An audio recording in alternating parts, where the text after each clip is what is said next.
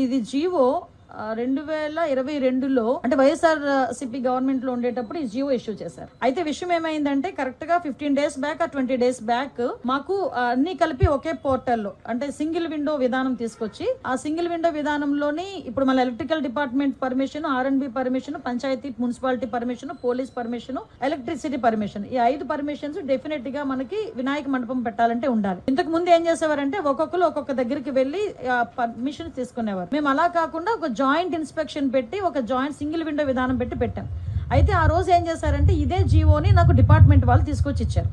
ఇస్తే నేను యాస్ట్రీస్ గా ఈ జీవోలో ఏదైతే ఉందో మేము దాన్ని చెప్పడం జరిగింది. అయితే ఈ విషయం తెలుసుకున్న వెంటనే గౌరవ సీఎం గారికి విజ్ఞప్తులు వచ్చినాయి. గౌరవ సీఎం గారు కూడా దీని విషయం మీద మమ్మల్ని అడిగిన వెంటనే సార్ ఇలా జరిగింది, ఇలా జీవో ఉంది అంటే ఇమ్మీడియట్ గా ఆపండి, ఎవరు కూడా రూపాయి కూడా కలెక్ట్ చేయొద్దు. ఎస్పెషల్లీ ప్రతి సౌండ్ సిస్టమ్ కి మనకి ఏదైనా మనం సౌండ్ సిస్టమ్ పెట్టామంటే దానికి పర్టికులర్ గా మైక్ కి పర్మిషన్ తీసుకోవడానికి 100 రూపాయలు తీసుకుంటారు డిపార్ట్మెంట్ వాళ్ళు కూడా. అది కూడా తీసుకోవద్దు వినాయక చవితులకి అని చెప్పి చాలా క్లియర్ గా 10 రోజుల క్రితమే ఈ విషయం చెప్పడం జరిగింది. ఎవ్వరు దగ్గర ఎక్కడ కూడా ఎటువంటి ఫీజెస్ కూడా కలెక్ట్ చేయట్లేదు, ఎటువంటి చలనాలు కూడా కలెక్ట్ చేయట్లేదు. ఏదైతే వినాయక చవితి అదే విధంగా దుర్గా నవరాత్రి ఉత్సవాలు మన రాష్ట్రంలోనే కాదు మన దేశంలో చాలా ప్రెస్టేజియస్ గా చాలా భక్తి శ్రద్ధలతో చేసే భక్తులు ఎవరైతే ఉన్నారో వాళ్ళెవరు కూడా ఇబ్బంది పడకూడదనే 10 రోజుల క్రితమే గౌరవ సీఎం గారు అందరికీ కూడా ఇన్స్ట్రక్షన్స్ ఇవ్వడం జరిగింది. ఈ రోజుకి కూడా కనీసం మైక్ పర్మిషన్ కి కూడా మేము ఎవరం కూడా డబ్బులు తీసుకోవట్లేదు. ఇది క్లియర్. దీనికి నేను 20 రోజుల క్రితం మాట్లాడిన మాటలను తీసుకొచ్చి వైఎస్ఆర్సీపీ వాళ్ళు ఏమీ లేదు అన్నట్టుగా